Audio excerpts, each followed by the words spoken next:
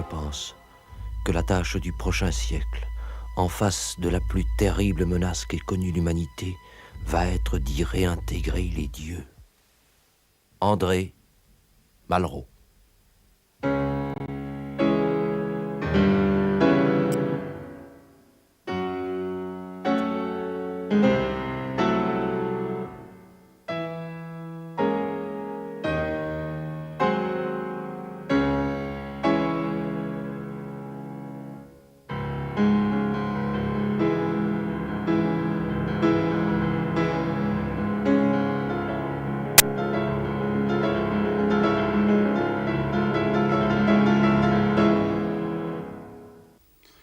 Madame, mademoiselle, monsieur, bonsoir. Quand meurent les idéologies et menacent les fanatismes, sur quelle loi, autre que celle du plus fort, régler désormais les rapports entre individus, groupes, nations, races, entre le Nord et le Sud? Bref, sur quelle valeur morale, philosophique, religieuse ou politique parier en cette fin de siècle pour éviter le mal, la faim? Une question vieille comme le monde, certes, mais qui, à quelques années de l'an 2000, se pose avec une nécessité et une intensité à la mesure des défis de l'époque. Face au risque d'apocalypse nucléaire ou d'asphyxie planétaire, par exemple, l'homme est-il capable, à lui seul, de sauver l'humanité, ou bien les dieux, mais alors lesquels, lequel, lui sont-ils de plus en plus indispensables? Voilà la question centrale de Nom de Dieu. Chaque mois, nous la poserons à un grand nom de la pensée contemporaine, savants, philosophes, religieux, moralistes, théologiens, sociologues, écrivains, croyants ou non-croyants, mais tous animés par une même quête, le sens de l'avenir. Chacun proposera sa réponse, à vous de choisir celle qui vous semble la plus proche de la vérité. À chaque fois, le même canevas. Première partie, l'invité réécrit le titre de notre émission à sa manière. Deuxième partie, il sélectionne l'image la plus importante du XXe siècle, selon lui. Troisième partie, il choisit une phrase dans l'anthologie de la pensée universelle qui illustre la sienne propre. Quatrième partie, il nous dévoile un objet qu'il considère comme le symbole de ses convictions personnelles. Enfin, cinquième et dernière partie, il se risque à un pari sur l'avenir, le XXIe siècle, grandeur ou décadence.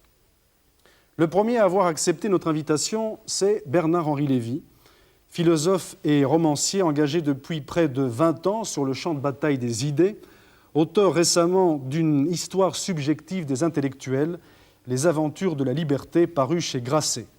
Bernard-Henri Lévy dirige également depuis 1 an La règle du jeu, une revue internationale de réflexion sur les grandes questions de l'histoire immédiate qui compte, entre autres signatures, celle de Salman Rushdie et de Václav Havel. La première règle du jeu de Nom de Dieu, c'est, comme je vous l'ai dit, le titre même de notre émission, à la façon, aujourd'hui donc, de Bernard-Henri Lévy.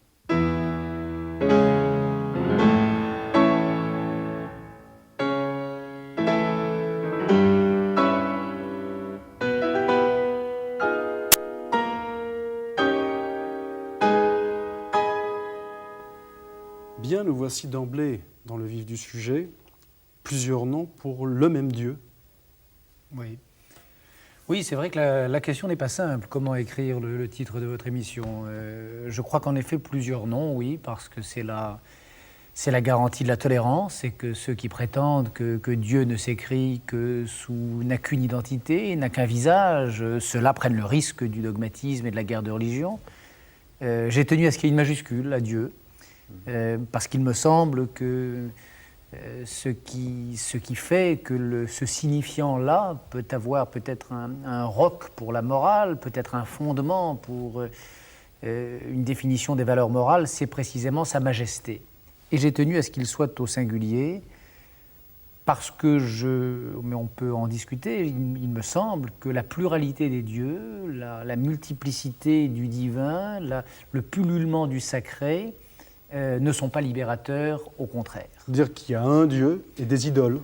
Oui, je crois que le monde vous savez, c'est ce que nous ont appris les premiers monothéistes, les premiers juifs, puis les premiers chrétiens. C'est que le monde de l'idolâtrie est un monde de la barbarie, est un monde trop plein de Dieu, est un monde où derrière chaque chose du monde, il y a un Dieu qui se cache et qui terrorise en effet les hommes.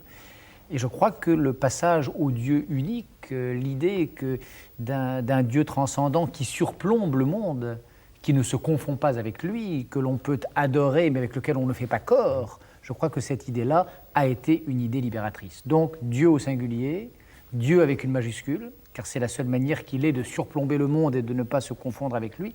Un Dieu minuscule serait un Dieu rassemblé sur le monde, faisant corps avec lui. Et puis en revanche, la pluralité de ces noms, oui, car je crois que ce nom de Dieu, on peut l'épeler à la chrétienne, à la juive, à la musulmane, et ainsi de suite. Mais ce Dieu-là, en tous les cas, vous y croyez, vous? Écoutez, moi j'ai écrit un livre qui s'appelait Le Testament de Dieu et qui voulait dire, enfin peu importe le livre bien sûr, mais lorsque je parlais de Testament de Dieu, je voulais dire que croyant ou pas croyant, agnostique ou fervent, c'est le souvenir de ce Dieu. C'est la mémoire de ce qu'il a dit à l'humanité qui fait qu'une morale est pensable. Alors moi, il se trouve que non, je suis agnostique. Je suis de ceux qui se sont posé la question, qui ont interrogé le ciel et qui l'ont trouvé vide, bien sûr. Je crois néanmoins que sans le souvenir de cela, sans la mémoire de ce message monothéiste, je crois que la barbarie régnerait et que les valeurs sont infondables. La grande question de l'époque d'aujourd'hui, c'est pas de revenir aux valeurs, c'est de savoir sur quoi fonder les valeurs. Qu'est-ce qui fait que le juste est juste? Qu'est-ce qui fait que le bien est bien? Qu'est-ce qui fait que le mal est mal? Question hautement douteuse. Toutes les sciences modernes, toutes les sciences humaines, tous les discours contemporains, toutes les philosophies du soupçon nous invitent à relativiser ces questions et nous invitent à dire qu'il n'y a pas de vérité en soi, qu'il n'y a que des vérités approchées, nous invitent à dire qu'il n'y a pas de justice en soi, qu'il n'y a que des justices relatives, nous invitent à mettre en péril ces certitudes-là. Alors, s'il ne subsiste pas à l'horizon mental et conceptuel de l'humanité le pari sur quelque chose qui pourrait ressembler à de l'universalité, alors ça sera le relativisme sans rivage, la pluralité des morales, la multiplicité des définitions du bien, bref, l'idolâtrie ou le polythéisme. Récemment, sur les antennes de Radio 1, au micro de Dolores Oscari, vous avez dit « J'étais un juif impie apostat ». J'étais, avez-vous dit, vous n'êtes plus? Juif impie apostat, est-ce que j'ai dit les deux à la fois? Ça fait beaucoup. Non, je crois que j'ai dû dire que longtemps, je n'ai jamais été, grâce au ciel, un juif honteux. J'ai toujours su que j'étais juif, mais je n'ai pas toujours su ce que cela voulait dire. Et jusqu'à un âge, sinon avancé, du moins adulte, je ne savais pas ce que le judaïsme voulait dire. Et je n'avais éprouvé mon être juif que de la pire manière qui soit, c'est-à-dire dans le regard de l'autre, et notamment dans le regard de l'antisémite. La vieille définition sartrienne des réflexions sur la question juive, Sartre qui disait « est juif celui que l'on désigne comme tel ». Et c'est ainsi que je me suis vécu très longtemps, jusqu'à un moment de ma vie, jusqu'à le moment décisif a été d'ailleurs l'écriture d'un livre, jusqu'au moment où j'ai peut-être un peu mieux compris ce que la positivité de l'être juif, ce que cela pouvait vouloir dire de positif et de concret. Alors, votre maître à penser dans la transition fut, je le pense, Emmanuel Lévinas, qui se pose dans l'un de ses livres la question de savoir si le judaïsme est plus une éthique qu'une optique. Oui, c'est ça. Vous avez répondu à cette question? Oui, moi je crois, c'est la thèse de Lévinas et c'est un peu aussi, et après lui, la mienne. Je crois que le judaïsme est d'abord une éthique, oui. Je crois que l'on peut être juif, je crois que on peut être juif et agnostique. Je crois que l'on peut être sensible au silence de Dieu, à son absence, et néanmoins rester juif, et cela parce que le judaïsme, c'est d'abord une éthique, une certaine conception des rapports entre les hommes, une certaine définition de la morale et de la manière de la vivre. Un modus vivendi? D'une certaine façon, un modus vivendi, oui. Et un modus vivendi, un mode d'être ensemble. Je crois que dans le judaïsme, il y a... le judaïsme, c'est l'invention de la subjectivité moderne. Le monde païen ne connaît pas le sujet, ne connaît pas l'individu. L'idée d'un individu responsable, raisonnable, comptable de ses actes est une idée inconnue du monde ancien, du monde grec et du monde romain.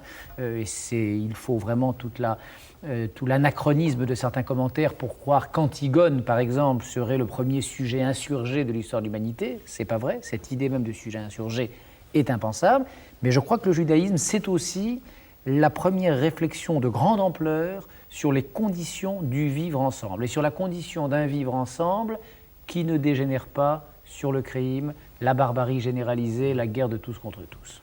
D'où le titre que vous donnez à l'un de vos chapitres dans le Testament de Dieu, la Bible de résistance. Oui, c'est ça. Oui, parce que il me semble que l'une des leçons les plus claires de l'Ancien Testament et des grands textes prophétiques, c'est que l'état ordinaire de l'humanité, c'est le meurtre, la haine et la violence. La pente la plus spontanée, la pente la plus naturelle des hommes, c'est sûrement pas le aimez-vous les uns les autres et certainement pas la douceur de vivre et la convivialité.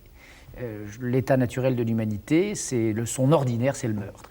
Et il faut un geste symbolique d'une extraordinaire violence, d'une extraordinaire radicalité, et un geste indéfiniment répété pour que cette violence s'interrompe, et ce geste, c'est la donation de la loi.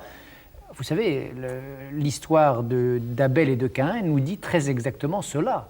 Avant la donation de la loi, avant que la loi ne se révèle aux hommes, les dialogues entre humains, le dialogue entre Abel et Caïn est un dialogue meurtrier. Le premier dialogue dont la Bible nous parle, le premier dialogue de l'histoire de l'humanité est un dialogue qui débouche sur le crime. Pourquoi ? Parce que la loi n'est pas encore donnée, parce que n'est pas venue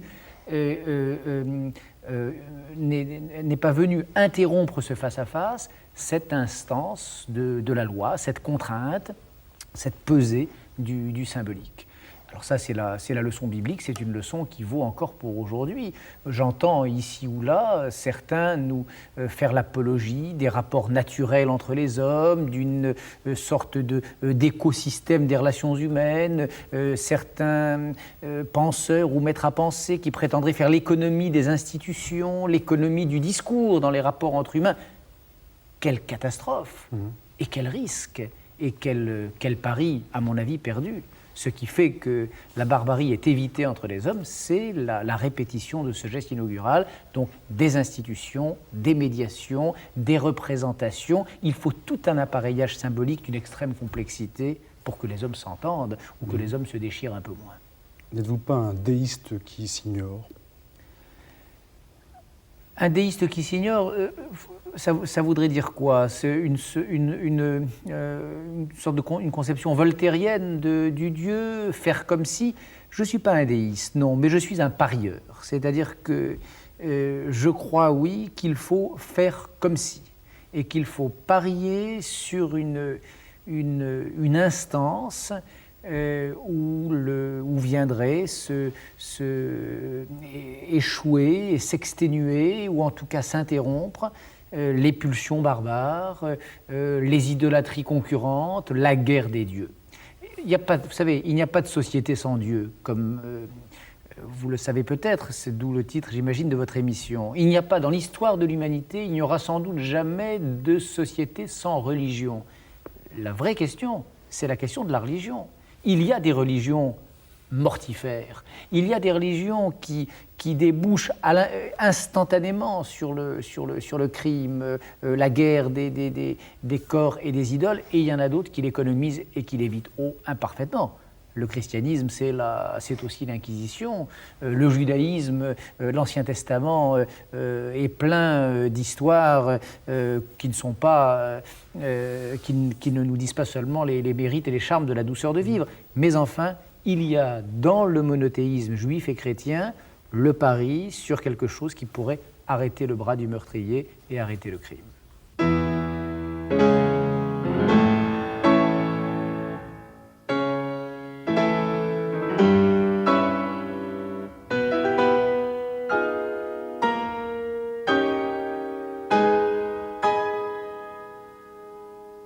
Alors du ciel, où nous laissons pour un instant, si vous le voulez bien, ce Dieu unique que vous évoquiez, faute de l'invoquer, nous revenons sur terre. C'est l'image du siècle que vous avez choisi, Bernard-Henri Lévy. Moscou, le 23 août 1939, c'est la signature du fameux pacte germano-soviétique. Deux signataires, Ribbentrop, ministre allemand des Affaires étrangères. La petite et la grande histoire nous rapporte qu'il a été condamné à mort à Nuremberg et exécuté. Et Molotov, Molotov en russe signifie marteau. Qui était la Faucille? Commissaire aux Affaires étrangères de Staline. Un pacte de non-agression pour 10 ans. Et en quelque sorte, le diable marxiste, tel qu'il était désigné avant par Hitler, devient l'allié. Désormais, les Allemands ont les mains libres face à la Pologne et Hitler envahit la Pologne une semaine plus tard, le 3 septembre. Le Royaume-Uni et la France déclarent la guerre à l'Allemagne. Alors, ce pacte, c'est le pacte des deux diables.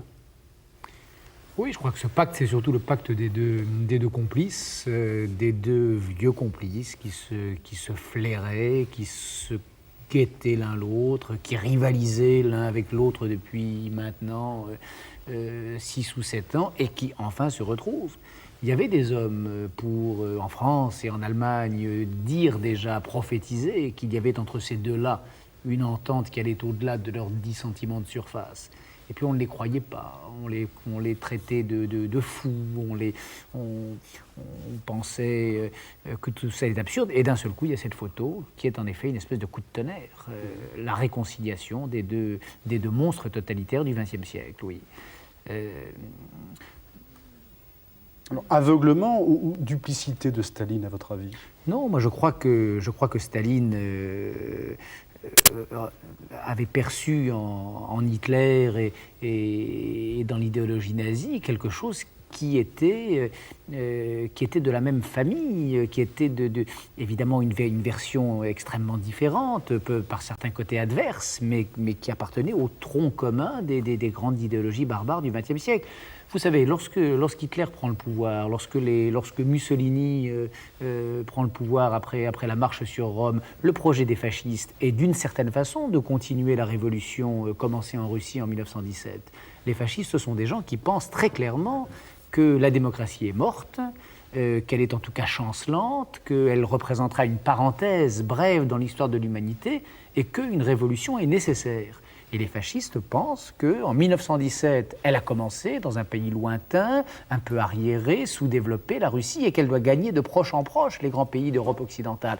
Et ça s'appellera le fascisme. Regardez en France, quelqu'un comme Drieux-La Rochelle, qui est un fasciste, qui est même un nazi, qui est quelqu'un qui accueille l'armée allemande à bras ouverts en 1940. C'est quelqu'un qui ira à Nuremberg et qui dira que c'est l'émotion esthétique et politique la plus forte qu'il ait connue de toute sa vie.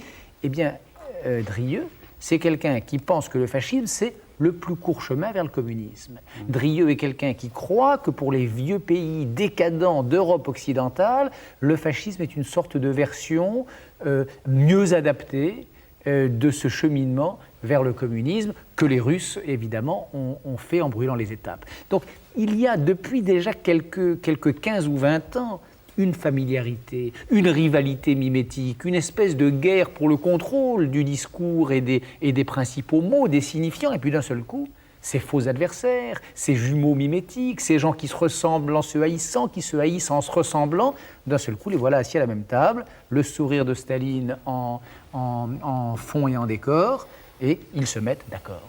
Ce qui n'empêchera pas, le 22 juin 1941, les troupes allemandes de pénétrer en Russie. Bien entendu, oui, bien entendu. Mais si cette photo, si je l'ai choisie comme la photo, à mes yeux, à la fois la plus bouleversante, la plus terrible, dont la portée a été tragique, combien de victimes de ce pacte, combien d'hommes et de femmes qui ont été livrés à la soldatesque hitlérienne du fait de ce pacte. Mais c'est aussi parce qu'elle me semble être une espèce de concentré, de raccourci de ce siècle. Moi, vous savez, j'ai souvent dit que le XXe siècle me semblait être le siècle des camps de concentration.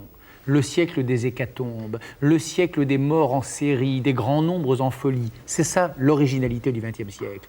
C'est pas l'invention de la pénicilline ou la fission de l'atome. La grande invention du XXe siècle, horrible, tragique, qui le déshonore, qui devrait nous faire honte à tous, parce que nous en sommes d'une certaine façon les héritiers, c'est l'invention de la mort industrielle, du meurtre légitimé sur grande échelle, côté gauche, côté droit, côté rouge, côté brun.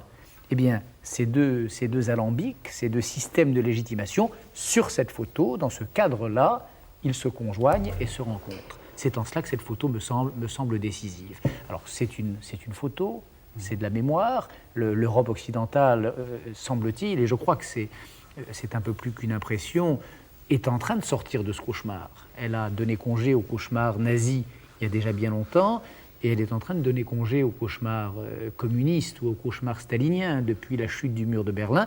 N'empêche que, congé ou pas, cette photo doit rester dans nos mémoires comme l'image même de l'infamie du XXe siècle, de ce qui s'est produit et qui, j'espère, nous empêcheront de se produire à nouveau sous quelque forme que ce soit.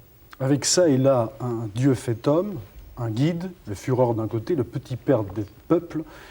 On a remplacé le Dieu dont vous parliez tout à l'heure par un Dieu humanisé, oui, une idole. Un autre Dieu. Vous savez, je crois que c'est une chose sur laquelle on insiste trop peu souvent, puisqu'aujourd'hui on commence à avoir un regard assez précis sur ces histoires-là, sur l'histoire du nazisme et sur l'histoire des communismes. On ne dit pas assez souvent que c'est des phénomènes religieux, que ce sont les épisodes d'une guerre de religion. Qu'est-ce que fait Hitler lorsqu'il prend le pouvoir? La première chose, ou presque, la première décision, fonder une nouvelle église. Abolir l'église ancienne, détrôner ses anciens prêtres, exterminer ses premiers témoins, c'est-à-dire les Juifs, et fonder une nouvelle église, l'église nationale du Reich, avec ses textes, ses évangiles, ses bâtiments et ses prêtres. Avec cette particularité que les Juifs par Hitler sont considérés comme ceux qui ont engendré le Christ, alors que jusque-là, on avait accusé les Juifs d'avoir tué le Christ. Voilà, il y a là un retournement dans l'histoire de l'antisémitisme. Pendant des siècles et des siècles, ils étaient le peuple déicide, et puis, pas tout à fait à partir d'Hitler, à partir, hélas, d'une certaine philosophie des Lumières, à partir de certains textes signés malheureusement du baron d'Holbach ou de Voltaire. Ils apparaissent comme le peuple déiphore, apporteur de Dieu, celui qui a fait don du Dieu monothéiste à l'humanité. Donc, en effet, l'antisémitisme d'Hitler, l'une de ses racines, il y en a d'autres, mais l'une de ses racines, c'est cette idée que si vraiment il faut créer une nouvelle religion, il faut d'abord extirper des terres humaines et des cœurs humains l'idée jusqu'au souvenir de l'ancienne religion. Donc ça, c'est vrai d'Hitler. Mais c'est vrai de Staline. Staline, c'est aussi un projet messianique, c'est aussi un projet religieux, c'est aussi l'idée qu'il faut remplacer dans votre tête et dans la mienne le Dieu ancien par un Dieu nouveau, un Dieu païen, un Dieu idolâtre, un Dieu stalinien, le Dieu que vous voudrez, mais le projet est religieux. Donc moi, je crois qu'on ne comprend rien à l'histoire de ce XXe siècle, dans ces moments les plus convulsifs et les plus tragiques, si on ne voit pas que c'est la suite d'une très vieille affaire, d'une très vieille guerre, qui est une guerre de religion. Ce n'est pas de la politique. Lorsqu'on réfléchit à tout ça, je crois qu'il faut abandonner, ou en tout cas mettre au second plan, la vision politique du monde, et les bons instruments pour comprendre cette photo, pour comprendre Auschwitz et la Colima, c'est les instruments, je ne dirais pas de la théologie, mais en tout cas de l'intelligence des religions, de leurs affrontements et de leurs rivalités.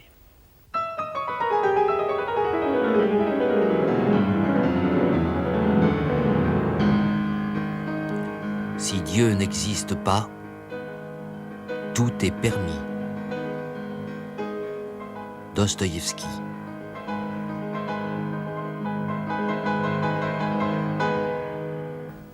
Phrase terrible que vous avez choisie là, Bernard-Henri Lévy, extraite des Frères Karamazov, le roman clé de Dostoïevski, celui dont Freud a dit qu'il était le roman le plus important qu'on ait jamais écrit.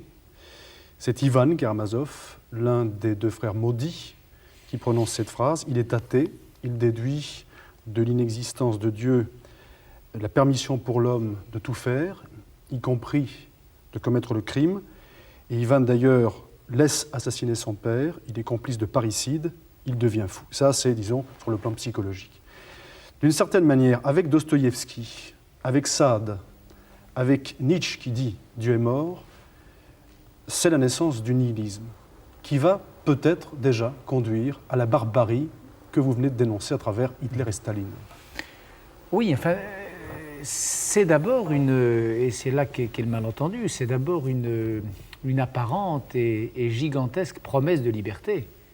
Quand tous ces gens, en effet, Sade, puis Nietzsche, Dostoïevski, d'autres, proclament la mort de Dieu, lorsqu'ils annoncent que le grand inquisiteur ou que le grand observateur, que ce Big Brother qui était au ciel a cessé de nous observer, qu'il s'était effondré sur sa base et que le ciel est désormais désencombré de sa présence, ils croient que c'est une très bonne nouvelle, c'est une nouvelle annonciation, c'est un nouvel évangile, et ils pensent enfin nous sommes libres. Et la grande leçon du siècle, l'étape suivante, pour chacun de ceux que nous venons de citer, et pour les autres, peut-être pour la plupart des consciences de ce tournant du siècle, la révélation, la découverte, c'est qu'en fait, les hommes se croyaient libres et qui sont asservis. Ils se croyaient voués à une espèce de nouvelle aurore, un crépuscule terrible va peser sur l'époque. Ils croyaient qu'un âge nouveau allait venir pour l'humanité, et cet âge, c'est celui du crime généralisé. Et la phrase, moi, que j'ai choisie, qui est à la fois, est-ce qu'elle est dans les Frères Karamazov, est-ce qu'elle est dans les Possédés, c'est une phrase presque emblématique de l'œuvre de Dostoïevski, et je voulais citer peut-être dans une forme un peu inexacte, enfin la forme qui est restée dans les mémoires, c'est si Dieu est mort, si Dieu n'existe pas, tout est permis. Comme si Dieu était... Tout est permis, ça veut dire quoi? Notamment le crime. Et il me semble que ce que nous dit Dostoïevski, et que nous disaient déjà les sages de l'Antiquité juive et chrétienne, c'était que Dieu, c'était d'abord une impossibilité d'assassiner.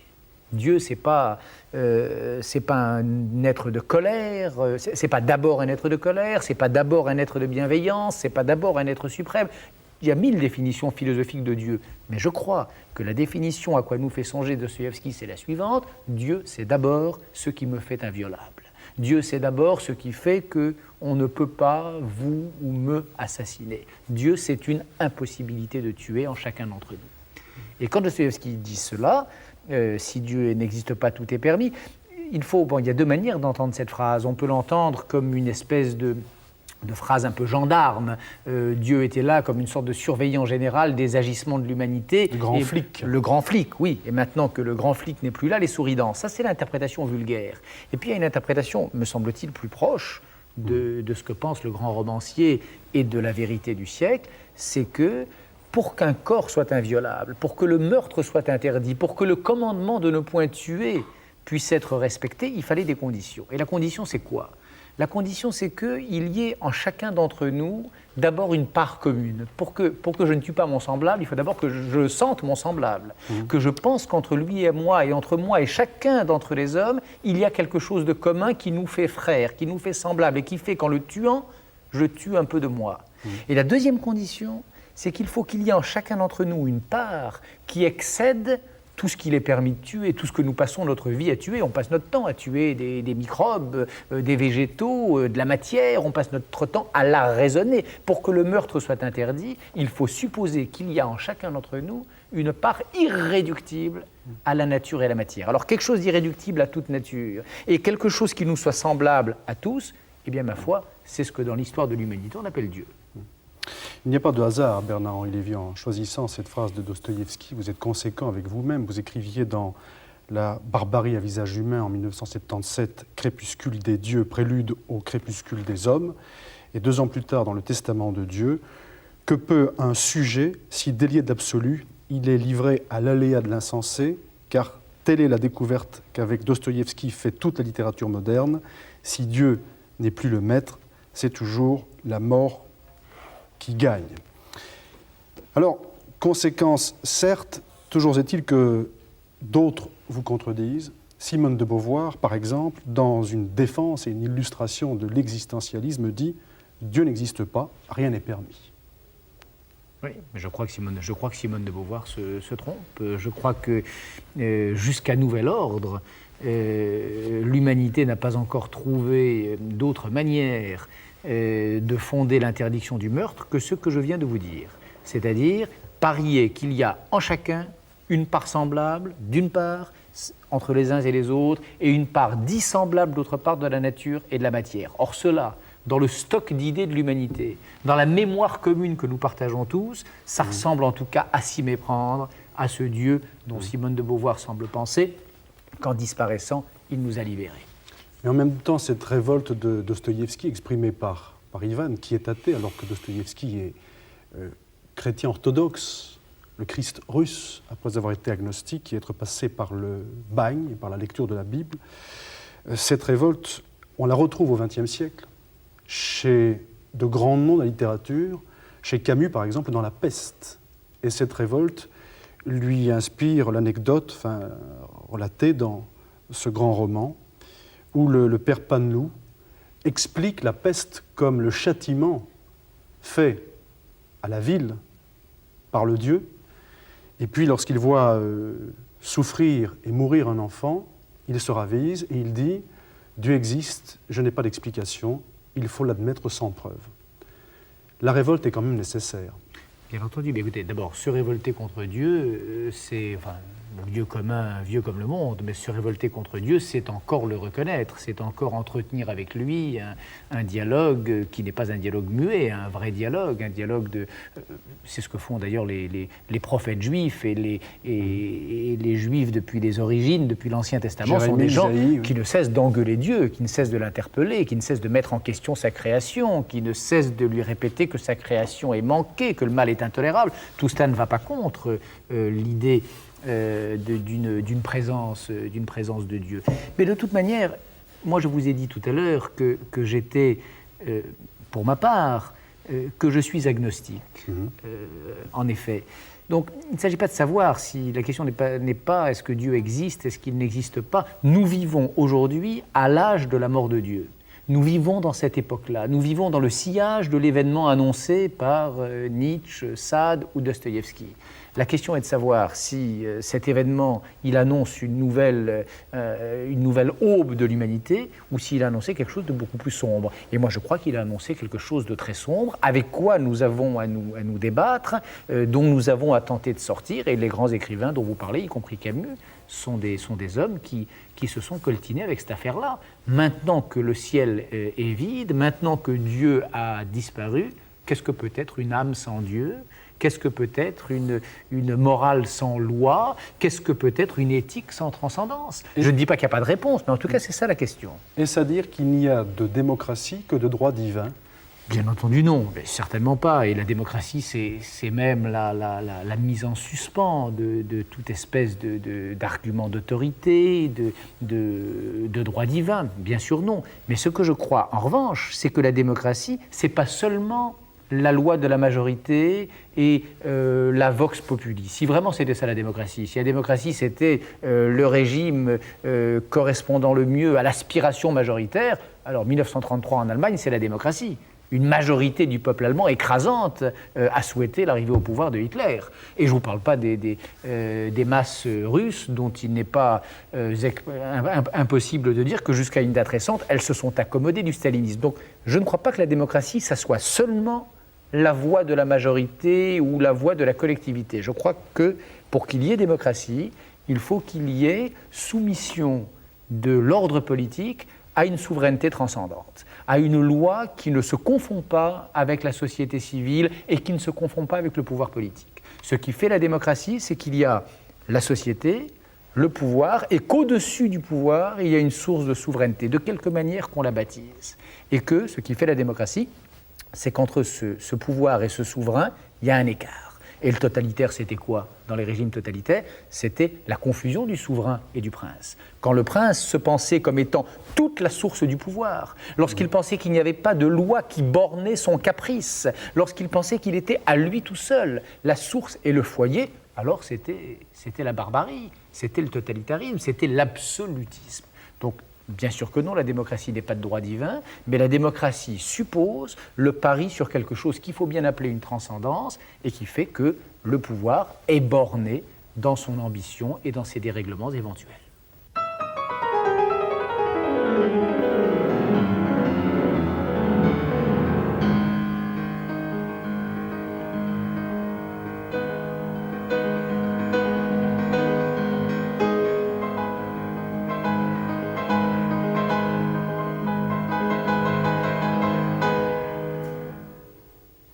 Eh bien, le voilà.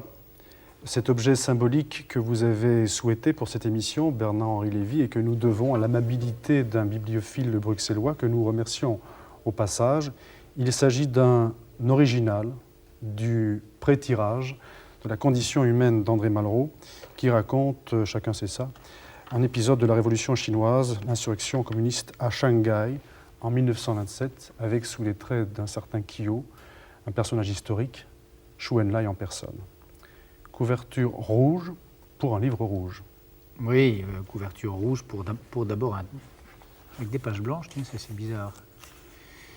Couverture rouge pour d'abord un des plus beaux livres de l'histoire littéraire du XXe siècle. Moi, je pense qu'André Malraux est très étrangement sous-évalué. L'homme est évidemment très glorieux, la légende est immense, les biographies sont innombrables, mais je crois que sa place dans l'histoire littéraire n'est pas tout à fait celle qu'il mériterait. La condition humaine est un roman immense, et je crois l'un des très très grands romans français du XXe siècle.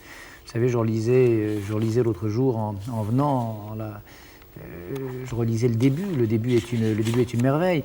Par rapport à ce que nous disions tout à l'heure, cette phrase de Chen est là, face à sa victime présumée, prêt à poignarder cet homme sous la moustiquaire, et il dit « assassiner n'est pas seulement tuer, hélas ».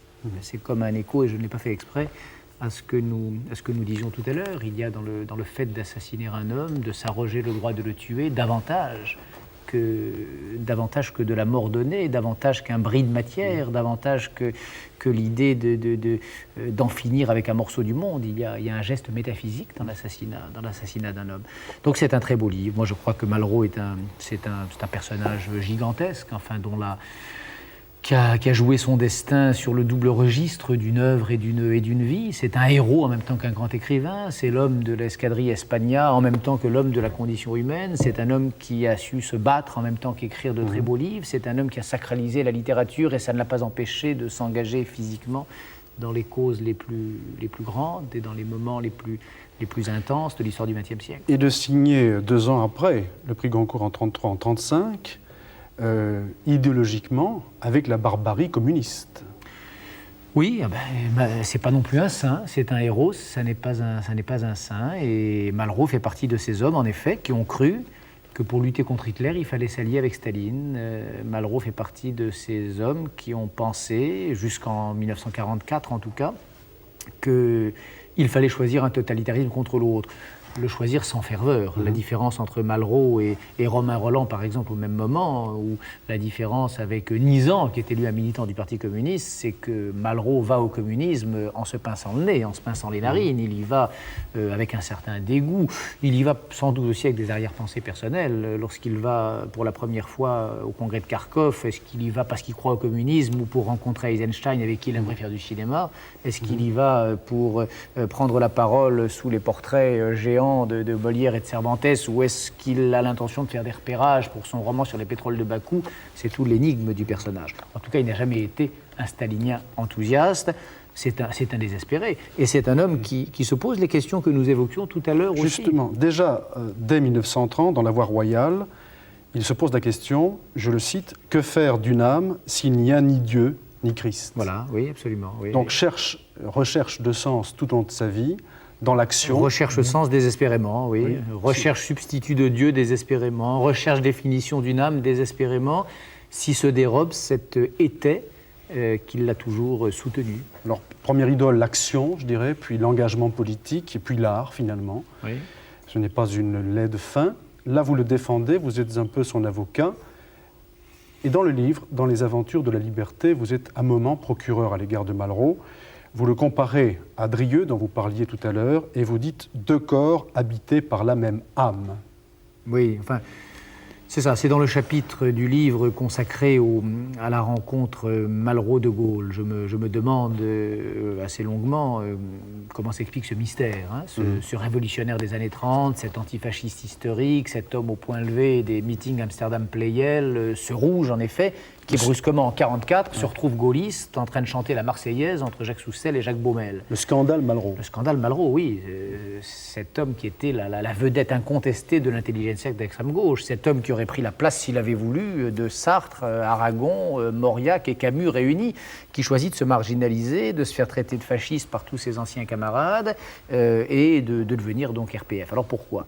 Et j'explique cela par une sorte de long dialogue qui se poursuit d'âge en âge depuis des siècles et des siècles entre les hommes d'action et les hommes d'écriture.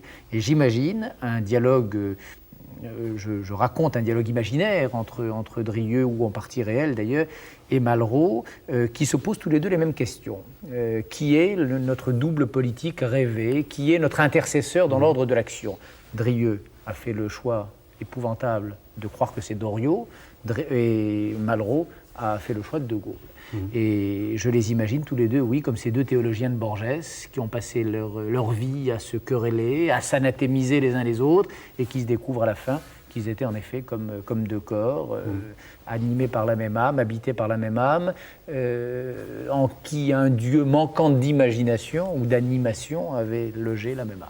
Avec cet épisode incroyable tout de même, en 1944, lorsque Malraux propose à Drieux d'entrer dans la brigade Alsace-Lorraine. C'est ça. Enfin, oui, l'histoire est exactement celle-ci. Drieux, qui a compris que le nazisme est fini, qui pense que l'armée rouge, que le drapeau rouge flottera bientôt sur l'ensemble de l'Europe, Europe occidentale comprise. Drieux, qui pensait, je vous le disais tout à l'heure, que le fascisme était un raccourci vers le communisme, qui se dit après tout, allons au communisme directement. Drieux-La Rochelle, le nazi fini stalinien. Et il interroge ses amis, ses proches, ses maîtresses, est-ce qu'on se moquera de moi si je passe à Staline, si je passe au rouge? Et il ne se contente pas d'interroger, il envoie un émissaire à Malraux. Et il lui demande, est-ce que vous m'acceptez dans les rangs de la brigade? Malraux lui renvoie le même émissaire, il lui dit, ok, banco, je vous attends, mais à une condition, changez de nom. Mes hommes ne comprendraient pas que Pierre Drieux-La Rochelle, l'homme qui décrivait l'admirable confort et la franche sévérité du camp de Dachau quelques années plus tôt, vienne rejoindre nos rangs. Et Drieux, recevant le messager, recevant l'accord de son vieil ami Malraux, et comme s'il se satisfaisait de cet accord, comme si de se savoir accepter suffisait à la paix de ce qui lui reste d'âme, choisit de ne pas y aller et de se suicider. Donc il y a là en effet une histoire très étrange, oui, pourquoi est-ce qu'elle témoigne? Elle témoigne pour l'amitié de deux hommes sûrement, la grande confusion des idées et des idéologies sûrement aussi, la noblesse de Malraux, la générosité, bien sûr, et puis peut-être un moment de lucidité ultime de Drieux la canaille, de lucidité et de dignité. La mort de Drieux, c'est probablement le seul moment digne, ou l'un des rares moments dignes d'une vie qui fut marquée au sceau de la dignité maximale, de l'indignité maximale. Malraux qui méritait bien sa place dans cette première émission, puisque c'est à lui que nous devons la préface de cette émission. Cette phrase, publiée dans l'Express en 1955, « Je crois que la tâche du prochain siècle, face à la plus terrible menace qu'ait connue l'humanité, va être d'y réintégrer les dieux. » Oui, mais Malraux, grand écrivain, grand homme d'action, grand héros et grand métaphysicien. Moi, si j'aime ce livre, La condition humaine, c'est que pour les gens qui nous écoutent et qui s'intéressent à la philosophie, c'est un livre de philosophie. Tout ce qui est dit là sur la vie et la mort, sur le cours de l'histoire, sur le désespoir des hommes et la nécessité d'espérer, c'est ce que mon ami Clavel appelait de la grosse métaphysique, incontestablement. Et la question, en effet, c'est... Alors, moi, je ne la poserai pas tout à fait de la même manière, parce qu'il y a dans la phrase qui sert d'exergue à votre émission, il y a sous-entendu l'idée que les dieux auraient disparu et qu'il faudrait les réinventer. Moi, je ne crois pas. Moi, je crois que les dieux ne nous ont jamais quittés. Je crois que nous avons vécu un siècle éminemment religieux. Je crois que nous n'avons jamais autant croulé sous les religions que tout au long du XXe siècle, sauf que c'était les religions que nous décrivions il y a un moment. C'était ces religions païennes, c'était ces religions de fer et de sang, c'était cette religion du crime, c'était cette religion des camps, c'était la religion du pacte Ribbentrop-Molotov. Donc les dieux ne nous ont pas quittés. Il n'y a pas eu d'éclipse du divin, il y a eu au contraire une surcharge de divin, un surcroît de divin tout au long du XXe siècle qui a failli emporter le siècle et l'humanité occidentale en tout cas, et puis l'autre ensuite. Alors la tâche du XXIe siècle, moi je crois qu'elle sera au contraire de résister à ce pullulement des dieux, de résister à ce retour des mystères, de résister à ce déferlement de sacré. Nous allons y venir, c'est le dernier chapitre de cette émission.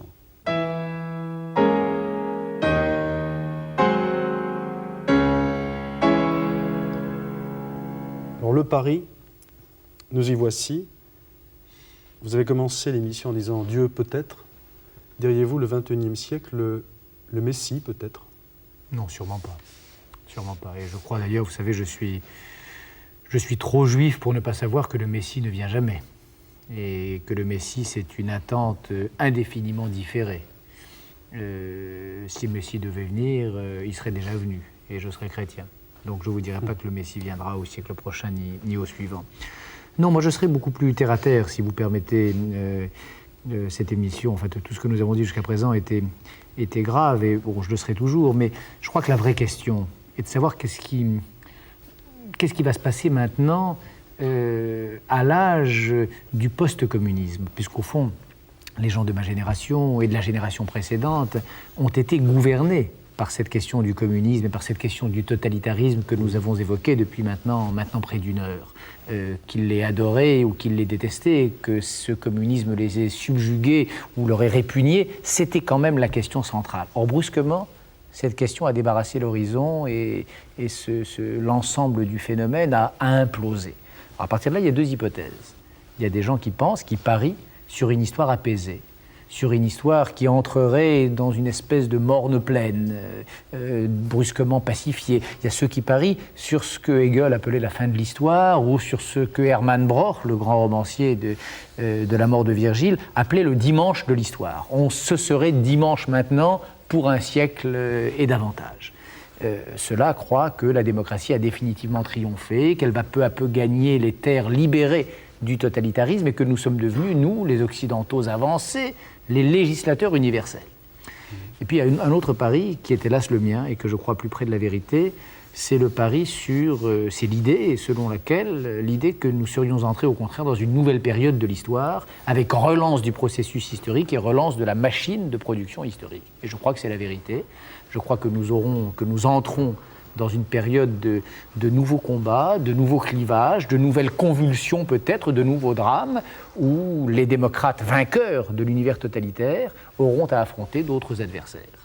Alors, vous les citez dans Les Aventures de la Liberté, ces adversaires, nationalisme, oui, tribalisme, c'est ça, oui, intégrisme, voilà. Et notamment le risque de confusion, on a parlé tout au long de cette émission, entre la religion, qui est un phénomène essentiellement privé. Et le monde, oui, et la cité, et l'État, voilà, le fondamentalisme, l'intégrisme. La théocratie. La théocratie, oui. Et je me rappelle que dans ce testament de Dieu que nous évoquions, je prenais grand soin de distinguer le monothéisme et la théocratie. Je prenais grand soin de marquer le partage entre ceux qui pensent en effet que Dieu est une affaire privée ou que c'est une affaire symbolique, et puis ceux qui croient que Dieu doit être le prescripteur des lois de la cité. Ceux-là sont des fous dangereux, il faut les combattre en tout cas, à défaut de les condamner. Mais je crois que nous allons entrer dans une époque où ils seront de plus en plus nombreux, ceux qui viendront nous dire que Dieu doit prescrire la vie quotidienne des hommes, doit organiser la structure des États. Ça s'appelle l'intégrisme, oui, confère Salman Rushdie, qui paye la montée des intégrismes d'une solitude effroyable et d'une mise au banc de l'humanité, qui est devenue l'otage de lui-même dans un scénario catastrophe et inimaginable. Donc voilà, moi je crois que les démocrates, oui, loin de pouvoir s'endormir sur leur laurier, loin de gérer cette victoire inattendue, inopinée et foudroyante sur les adversaires d'hier, auront à affronter d'autres adversaires, oui. Alors, bon, les nationalismes, sûrement, le retour des tribus, cette espèce d'émiettement des communautés étatiques européennes. À l'Est, c'est très clair, mais à l'Ouest aussi, entre tribus concurrentes, rivales et guerrières. Et je dirais, s'il fallait donner un nom à tout ça, le populisme. Je crois que le spectre qui hante l'Europe aujourd'hui, c'est le spectre du populisme, y compris dans nos contrées riantes et heureuses. En France, le populisme, il a un visage, par exemple. C'est le visage assez grimaçant, de plus en plus inquiétant du président du Front National. Voilà le visage français du populisme. Il y a un visage belge du populisme, probablement aussi, que je connais moins bien et que j'aurais peut-être moins de facilité à identifier, même si j'ai des soupçons. D'où de toute façon, tôt ou tard peut-être, la nécessité de la révolte et de la révolution. Et pourtant, vous citez dans Les Aventures de la Liberté une phrase terrible de Foucault, une interrogation. Et si le rêve révolutionnaire était, au fond, un rêve barbare ? Ça dépend de quoi on parle. Si on entend par révolution l'idée de, comme je disais moi dans ma première jeunesse, l'idée de changer l'homme en ce qu'il a de plus profond. Si on entend par révolution l'idée qu'il faut casser l'histoire en deux. Si on entend par révolution l'idée qu'il faut en finir avec le vieil homme et accoucher d'un homme nouveau, alors je crois que c'est la barbarie. Et je crois que, heureusement, à cela aussi nous avons donné congé. Je crois qu'il n'y a plus grand monde aujourd'hui pour croire qu'il soit désirable de changer d'humanité, de passer d'une humanité ancienne à une humanité nouvelle. Et ce rêve-là, vous savez, il fait partie de ce cauchemar du XXe siècle dont nous avons déjà beaucoup parlé. Donc ça, il me semble d'abord que ça n'est pas désirable et qu'ensuite, à peu près plus personne, à part quelques marginaux ou quelques nostalgiques, n'y croit véritablement et ne le désire. En revanche, la révolte contre l'ordre du monde, contre ce qu'il peut avoir d'injuste ou d'insupportable, la révolte contre le malheur ou l'exclusion, la révolte contre les mécanismes qui font que la moitié de la planète est en train de plonger dans la misère, dans l'horreur et dans le néant, la révolte contre cette espèce d'apartheid mondial qui est en train de couper la planète en deux, ce nouveau limès, comme on disait au temps de l'Empire romain, cette nouvelle frontière face aux nouveaux barbares que sont les peuples du Sud, la révolte contre cet ordre-là, ce désordre qui est en train de s'instaurer d'un bout à l'autre du monde. Alors ça, bien sûr, j'espère que nous serons nombreux à dire non à ce faux ordre-là et à ce vrai désordre. Mais ça ne sera plus, en tout cas, ce rêve révolutionnaire entendu comme aube d'une humanité nouvelle, régénération d'une humanité corrompue, parce que ça, nous savons, et je le dis dans le livre, mais je crois que c'est aujourd'hui en train de devenir, grâce au ciel, un lieu commun, nous savons que ça, c'est l'horreur à peu près garantie. Bernard-Henri Lévy, je voudrais vous remercier d'avoir accepté de jouer le jeu de Nom de Dieu et d'en avoir été en quelque sorte le premier. Et pour vous remercier, je ne peux pas vous offrir, malheureusement, nos moyens ne nous le permettent pas, ce bel exemplaire de l'original de La condition humaine. J'en ai trouvé par contre un autre qui date lui aussi de 1933. Je ne sais pas si vous aviez une édition de l'année de la sortie du livre. Non. Eh bien, je vous l'offre en vous remerciant et en vous souhaitant bonne route sur les chemins de la liberté, avec ou sans Dieu. Merci infiniment, je suis très, très heureux. Merci beaucoup. Voilà, Nom de Dieu numéro 1 est terminé. Rendez-vous dans un mois pour une prochaine émission. Au revoir.